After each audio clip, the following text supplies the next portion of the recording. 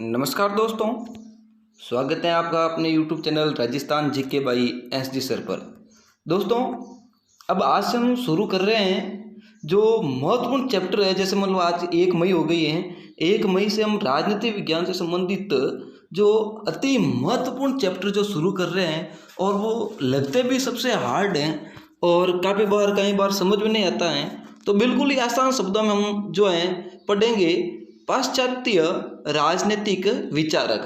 पाश्चात्य राजनीतिक विचारक पढ़ेंगे और उसमें आज हम अध्ययन करेंगे प्लेटो का अध्ययन करेंगे। आपने प्लेटो का मित्रों नाम सुना होगा कि क्या था प्लेटो, किस प्रकार की उसकी न्याय व्यवस्था थी, कब जन्म हुआ था। तो हम प्लेटो की शुरुआत करते हैं मित्रों।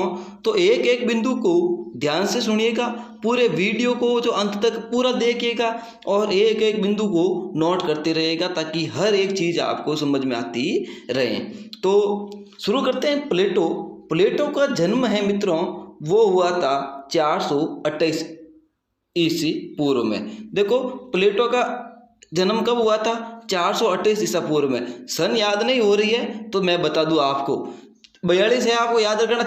4 इंटू 2 8, 4 इंटू 2 8 होते हैं, यानी 4 दूनी 8, 4 दूनी कितना है 8, यानी 4 2 8। 428 ईसा पूर्व में एथेंस में प्लेटो का जन्म हुआ था। प्लेटो का जन्म कब हुआ था? जो है 428 ईसा पूर्व में एथेंस में प्लेटो का जन्म हुआ था। और इसके बचपन का नाम क्या था? ये तो होगा जन्म। अब प्लेटो का बचपन का क्या नाम था? देखो मित्रों, आज का वीडियो थोड़ा लंबा होने वाला है तो एक एक बिंदु को ध्यान से सुनिएगा। तो इसके बचपन का नाम था अरिस्टोक्लीज।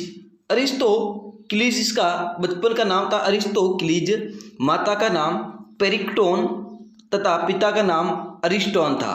देखो, माता का नाम और पिता का नाम, यदि माता या पिता का एक नाम याद कर दो, जैसे मान लो पी से हो गया पेरिक्टोन, और जो क्या नाम, पी से हो गया पेरिक्टोन और अ से हो गया एरिस्टोन। पेरिक्टोन पिता का नाम, एरिस्टोन माता का नाम। पी से पेरिक्टोन पिता का नाम, और हम माता को आई बोलते हैं। कहीं कहीं पर आप देख तो दूसरी दक्षिणी भाषा में माँ को आई बोलते हैं। आई में अ आता है तो अरिस्टोन माता का नाम और पेरिस्टोन पिता का नाम। बचपन का नाम अरिस्टोक्लीज और सही जो बाद नाम पड़ा प्लेटो। जन्म 448 ईसा पूर्व में एथेंस में हुआ था। प्लेटो को के व्यवसाय शिक्षक ने इसके जो चौड़े कंधों के कारण इसका नाम प्लेटो दिया। अब जो प्लेटो का एक शिक्षक था, जो व्यायाम शिक्षक था, यानी जो योग गुरु था, हम ये कह सकते हैं कि योग गुरु था, और उसने उसकी जो कंधों की चौड़ाई होने के कारण उसका नाम रख दिया था प्लेटो। क्या नाम रख दिया गया था? प्लेटो। किसने रखा था? व्यायाम शिक्षक ने रखा था प्लेटो नाम। क्यों रखा था? कंधे की चौड़ाई के कारण। फिर आगे मित्रों, प्लेटो 20 वर्ष की अवस्था में सुकरात के शिक्षा ग्रहण करने के लिए आया। अब ध्यान रखना, प्लेटो के गुरु का नाम सुकरात था, ठीक है, और अरस्तु के गुरु का नाम प्लेटो। अरस्तु के गुरु का नाम प्लेटो के गुरु का नाम सुकरात। ध्यान कर लेना, सुकरात का शिष्य प्लेटो का शिष्य अरस्तु का गुरु प्लेटो का गुरु सुकरात, ठीक है। 20 वर्ष की अवस्था में सुकरात से शिक्षा ग्रहण करने के लिए आया, परंतु जब 399 ईसा पूर्व सुकरात को विष पिला दिया गया तो कहते हैं कि प्लेटो ने जीवन में एक नया मोड़ आया। अब किसी ने प्लेटो के गुरु सुकरात को 399 ईसा पूर्व में जब विष पिला दिया था किसी ने, तो ऐसा माना जाता है कि प्लेटो के जीवन में एक नया मोड़ आ गया था और उसमें सुकरात पुनः जीवित हो उठा। और फिर ऐसा माना जाता है कि प्लेटो के अंदर सुकरात जो है पुनः जीवित हो उठा। सुकरात को विष का प्याला जो है यूनान के निर्कुश शासक की आलोचना करने पर दिया गया था। और जो अपनी पुस्तक के अंदर जो सुकरात की अपने जो ख्यातियों के अंदर कृत्यों के अंदर जो यूनान के शासक की आलोचना की थी, आलोचना के कारण यूनान के निर्कुश शासक ने जो प्लेटो को प्लेटो के गुरु को यानी सुकरात को विष दिया था। फिर अगला है, सुकरात को विष का प्याला देने के बाद प्लेटो यूनान छोड़कर विश्व भ्रमण के लिए निकल गया।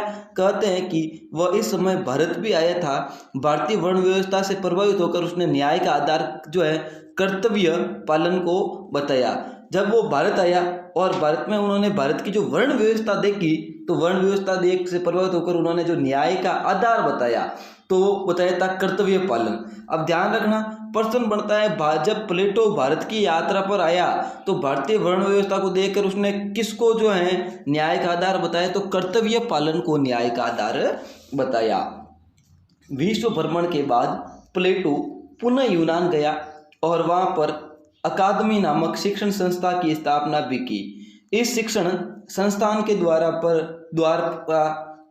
पर लिखा था कि ज्योमिति से अपरिचित व्यक्ति यहाँ प्रवेश न करे। अब जब प्लेटो पुनः यूनान गया और वहाँ पर अकादमी नामक शिक्षण संस्थान की स्थापना की और इस शिक्षण संस्थान के द्वार पर लिखाया गया था, यानी मेन गेट पर लिखाया गया था कि ज्योमिति से अपरिचित व्यक्ति यहाँ प्रवेश नहीं करे। और यहीं पर उसने रिपब्लिक नामक पुस्तक लिखी। देखो, रिपब्लिक जो है प्लेटो की सबसे महत्वपूर्ण पुस्तक है।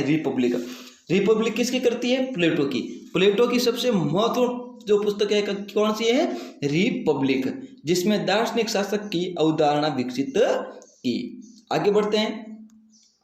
प्लेटो, इसके पश्चात प्लेटो सिसिली के सिराक्यून राज्य के राजा जो है डियोनिसिस को दार्शनिक शासक बनाने का जो है असफल प्रयास किया और उसने जो है लाउस नामक पुस्तक लिखी, जिससे उसने विधि के शासन पर बल दिया। तो ये तो था प्लेटो का जीवन परिचय। मित्रों, अब हम आगे बढ़ते हैं। अब हमने जीवन जो है परिचय पढ़ लिया, अब हम पढ़ेंगे प्लेटो की जो है लेखन शैली व उसके ग्रंथ। प्लेटो की लेखन शैली व उसके ग्रंथ। तो मित्रों, मैं एक बार पुनः आपका स्वागत करता हूं अपने YouTube channel Rajasthan GK by SD sir में। मित्रों, अभी तक आपने हमारे यूट्यूब चैनल को सब्सक्राइब नहीं किया तो मैं चाहूँगा कि एक बार अपने यूट्यूब चैनल को सब्सक्राइब कर दे, ताकि जो आपका प्यार और मुझे भी मोटिवेशन मिलता रहे। अब प्लेटो की लेखन और शैली व उसके ग्रंथ, तो जीवन शैली के बारे में हमने पढ़ लिया। अब लेखन शैली और उसके ग्रंथों के बारे में पढ़ेंगे। प्लेटो ने अध्याय की जो निगमनात्मक पद्धति को अपनाया। अब देखो, प्लेटो ने अध्ययन की कौन सी पद्धति को अपनाया, तो ध्यान रखना, प्लेटो ने अध्ययन की निगमनात्मक पद्धति को अपनाया। और अर्थात पहले बड़ी चीज का अध्ययन किया, यानी पहले उसने बड़ी चीज का अध्ययन किया, फिर छोटी छोटी चीजों का अध्ययन किया। उसे जो है संवाद शैली को भी अपनाया था। यानी कौन सी पद्धति को अपनाया था जो अध्ययन में, तो निगमनात्मक पद्धति को अपनाया था। अध्ययन में कौन सी शैली को अपनाया था? संवाद शैली को अपनाया था। प्लेटो के प्रमुख ग्रंथ इस प्रकार थे। अब प्लेटो के प्रमुख ग्रंथ कौन कौन से थे, वो किस प्रकार थे, तो देखिए, प्लेटो का पहला ग्रंथ था रिपब्लिक। कौन सा था? रिपब्लिक, जो प्लेटो की कृति थी, महान कृति थी। रिपब्लिक का लेखन 380 ईसा पूर्व में हुआ था। इसके मूलतः 10 भाग थे। ये रिपब्लिक का जो लेखन प्लेटो ने कब किया था? 380 ईसा पूर्व में, यानी 428 ईसा पूर्व में उसका जन्म हुआ था। और तो लगभग उसने जन्म के 48 वर्षों बाद 48 वर्ष की अवस्था में उन्होंने रिपब्लिक लिखा था। लेकिन और इसके 10 भाग थे। रिपब्लिक के कितने भाग थे? 10 भाग थे। और लेकिन जो है बॉर्डर ने जो बार्कर ने इसे 5 भागों में और लिया स्ट्रॉस ने 4 भागों में और बर्ट्रैंड रसेल ने 3 भागों में बांटा। अब रिपब्लिक जो है 380 ईसा पूर्व लिखी गई थी, जिसके मूलतः 10 भाग है। लेकिन अलग अलग जो दो दार्शनिक थे, उन्होंने प्लेटो की इस कृति को अलग अलग भागों में बांटा।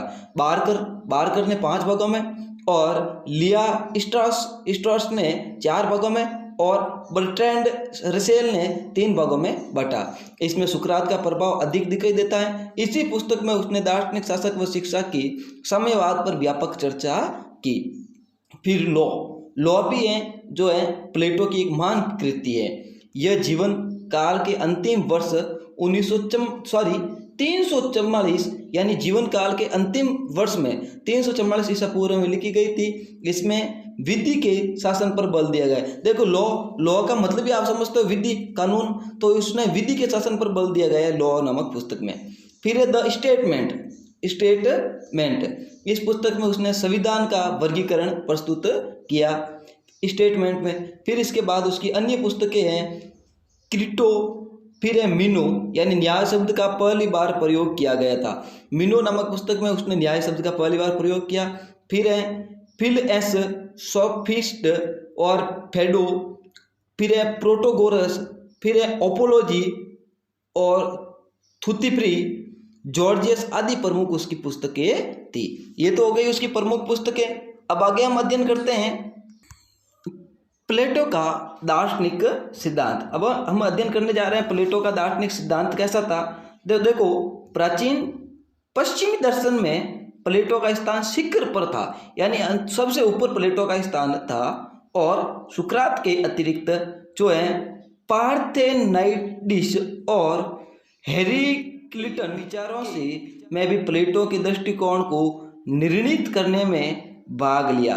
सुकरात के प्रभाव में उसने प्रयत्नों का महत्व समझा और उन्हें जो है पार्मेनाइडिस की सत्ता का पद दिया। और फिर है दृष्ट जगत को यानी दार्शनिक जगत को जो है उसने हेराक्लिटस के उद्भव के रूप में देखा। अंतिम सत्ता सामान्य या प्रयत्नों की है, विशेष पदार्थ किसी प्रयत्न की जो अपूर्ण नकल होते हैं। यह प्लेटो का विख्यात जो है प्रत्यय सिद्धांत है। और इस प्रत्ययों में मौलिक और प्रमुख प्रत्यय श्रेय का, शुभ का प्रत्यय भी है। ये तो था प्लेटो का जो है दार्शनिक सिद्धांत। इनके अलावा और हैं कि भाई नीति में सर्वोच्चता का स्वरूप निर्णित करने में, जो नीति के अंदर सर्वोच्चता यानी नीति के अंदर सर्वचरित्रता, सचरित्रता, नीतियों के अंदर सर्वोच्चता, नीतियों के अंदर सचरित्रता का जो स्वरूप निर्णित करने में प्लेटो ने व्यक्ति को समाज का एक नन्हा नमूना समझा। यानी नीति नियमों में सचरित्रता का स्वरूप निर्णित करने में प्लेटो ने व्यक्ति को केवल और जो समाज का एक नन्हा नमूना समझा।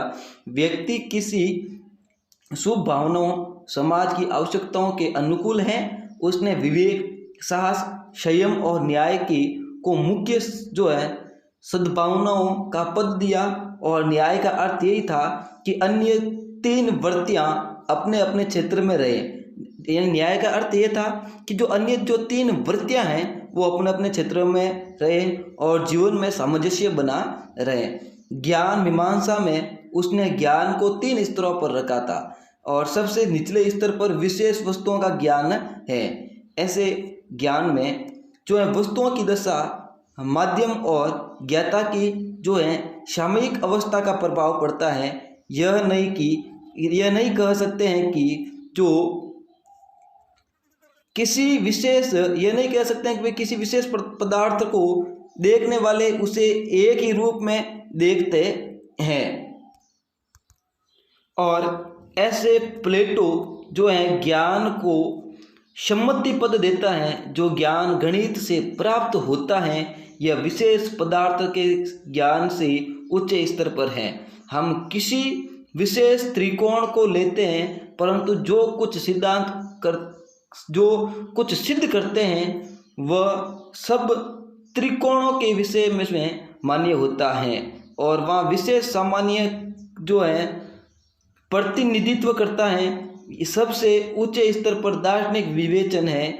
इसमें से जो केवल सामान्य विचार का विषय होता है यथार्थ, ये सभी बोध ज्ञान कहलाने का अधिकारी होता है। फिर आगे हैं प्लेटो ने अपने प्रत्यय सिद्धांत को अपने संवादों में जो है सत्ता और जीवन के विविध पक्षों पर लागू किया। और इस संवादों में हम देखते हैं कि रिपब्लिक प्रमुख है। रिपब्लिक ने प्लेटो ने जो अपने इस सिद्धांत को, प्रत्यय सिद्धांत को संवादों में और सत्ता में और जीवन के विविध पक्षों पर लागू किया। इन संवादों में रिपब्लिक प्रमुख हैं। कुछ आलोचकों के विचार हैं कि अन्य संवादों में हम प्लेटो को किसी एक पक्ष में देखते हैं, रिपब्लिक में समस्त प्लेटो को देखते हैं। अब प्लेटो के प्रमुख जो हैं दार्शनिक सिद्धांत कौन कौन से थे उनके बारे में हम अध्ययन करते हैं। पहला था गुफा का सिद्धांत। पहला क्या था? गुफा का सिद्धांत। गुफा का सिद्धांत किसने दिया? प्लेटो ने दिया। इस सिद्धांत के अनुसार प्लेटो कहता है कि ज्ञान का रास्ता सीधा नहीं है अपितु टेढ़ा होता है। यानी जो ज्ञान के सिद्धांत को दर्शाते हुए, दार्शनिक सिद्धांतों को दर्शाते हुए प्लेटो ने पहला सिद्धांत दिया था गुफा का सिद्धांत। और इस सिद्धांत के अनुसार प्लेटो ने लोगों को ये समझाया कि जो ज्ञान का रास्ता सीधा नहीं है अपितु टेढ़ा होता है। क्यों कहा? क्योंकि आपने देखा कि प्राचीन अवस्था में जो ज्ञान जो गुफाओं से लेते थे आदि मानव, या फिर जो हमारे पूर्वज या फिर जो ऋषि मुनि थे गुफाओं के अंदर तपस्या करते थे, उसी के आधार पर प्लेटो ने कहा कि जो है इस सिद्धांत के अनुसार प्लेटो ये कहना चाहता था कि जो ज्ञान का रास्ता है सीधा नहीं है अपितु बहुत ही टेढ़ा है। अब कोई व्यक्ति हमें ज्ञान देता है, हम कहते हैं भाई नहीं ये तो फालतू का मतलब ज्ञान झाड़ रहा है, तो भाई ज्ञान का रास्ता बहुत टेढ़ा है, हर किसी के बस की बात नहीं है। गुफा के सिद्धांत के माध्यम से प्लेटो ग्लोकन की आलोचना करता है। ग्लोकन कहता है कि ज्ञान का रास्ता सीधा है, वह सरल होता है। वही उसके विपरीत प्लेटो कहता है गुफा का सिद्धांत देते हुए कि जो है ज्ञान का रास्ता बहुत ही कठिन है। फिर मित्रों तीसरा सिद्धांत दिया प्लेटो ने, विभाजन का सिद्धांत। प्लेटो के अनुसार ज्ञान और दृष्टि दोनों में से कोई भी अकेले वास्तविकता का, यथार्थ का पता नहीं लगा सकते हैं। यथार्थ इन दोनों के मध्य स्थित होता है। प्लेटो के विभाजन रेखा सिद्धांत को जो है हम एक विभाजन रेखा द्वारा समझ सकते हैं। उसमें 4 बिंदु अ, ब, स और द हैं। इसमें अ, ब का ज्ञान, जो ब ज्ञान का प्रतीक है, स द दृष्टि का प्रतीक है। परंतु वास्तविकता न तो अ व ब के मध्य है और न ही जो है स व द के जो है मध्य है। वास्तविकता ब से ब व जो है ब व से के मध्य है, और यानी ब व स के जो मध्य ये वास्तविकता है। आगे है शेव का सिद्धांत। तो शेव का सिद्धांत भी बहुत बढ़िया दिया था प्लेटो ने। जो शेव का सिद्धांत है मित्रों, जो शेव के सिद्धांत के माध्यम से प्लेटो जो है सद्गुणी ज्ञान की व्यवस्था करता है और बताता है कि 3 प्रकार के सेब हैं, एक कच्चा, एक सड़ा हुआ और एक पका हुआ। अब सेब के सिद्धांत के माध्यम से जो प्लेटो सद्गुणी ज्ञान की व्यवस्था जो करता है और वो बताता है कि 3 प्रकार के सेब हैं, एक तो कच्चा सेब है, एक पक्का सेब है और एक सड़ा हुआ सेब है। इसमें से सेब का क्या करना है और इनमें से सेब का क्या करना चाहिए ये सद्गुणी ज्ञान बताता है। सद्गुणी ज्ञान के अनुसार सड़े सेब को फेंक देना चाहिए, कच्चे सेब को रख लेना चाहिए और पके हुए सेब को खा लेना चाहिए। इस प्रकार उन्होंने दार्शनिकता का सिद्धांत है जो अलग अलग आधारों पर दिया था। तो प्लेटो का प्रमुख सिद्धांत कौन कौन से हो गए थे? तो पहला तो था गुफा का सिद्धांत, विभाजन रेखा का सिद्धांत और सेब का सिद्धांत। आगे बढ़ते हैं मित्रों। तो अभी तक आपने हमारे यूट्यूब चैनल को सब्सक्राइब नहीं किया, सब्सक्राइब कर दें, बेल आइकन पर क्लिक कर दें, अपने दोस्तों में शेयर जरूर करें। फिर है प्लेटो का न्याय सिद्धांत। प्लेटो का न्याय सिद्धांत। प्लेटो का न्याय सिद्धांत प्लेटो के अनुसार उपयुक्त सिद्धांतों में यह कमी थी कि न्याय को बाहरी वस्तु मानते थे, जबकि न्याय तो आत्मा से संबंधित जो है आंतरिक वस्तु है। मानो आत्मा के 3 तत्व हैं। अब जो प्लेटो का न्याय का सिद्धांत, प्लेटो के अनुसार उपयुक्त सिद्धांतों में यह कमी थी कि जो प्लेटो के अनुसार जो प्रमुख सिद्धांत है उसमें एक कमी थी कि वे न्याय को बाहरी वस्तु मानते थे, जबकि न्याय तो आत्मा से संबंधित आंतरिक वस्तु है। मानो आत्मा के 3 तत्व हैं। प्लेटो के अनुसार मानो आत्मा के जो है 3 तत्व हैं। पहला है बुद्धि है, सांस है और तृष्णा है। प्लेटो के अनुसार जो मानो आत्मा के मुख्य 3 तत्व हैं उसमें से बुद्धि, सांस, तृष्णा। प्लेटो का कहना था कि तीनों तत्व जब उचित अनुपात में रहते हैं तो व्यक्तिक न्याय की स्थापना होती है। यह उचित अनुपात का आशय है शौर्य व तृष्णा का प्रयोग बुद्धि के अनुसार करना होता है। प्लेटो आगे कहता है कि राज्य का निर्माण वृक्षों और चट्टानों से नहीं होता है, अपितु उसमें निवास करने वाले लोगों से होता है। अब प्लेटो ने यह भी सिद्धांत दिया कि राज्य का निर्माण न तो वृक्षों से होता है न चट्टानों से होता, बल्कि उसके अंदर निवास करने वाले लोगों से होता है।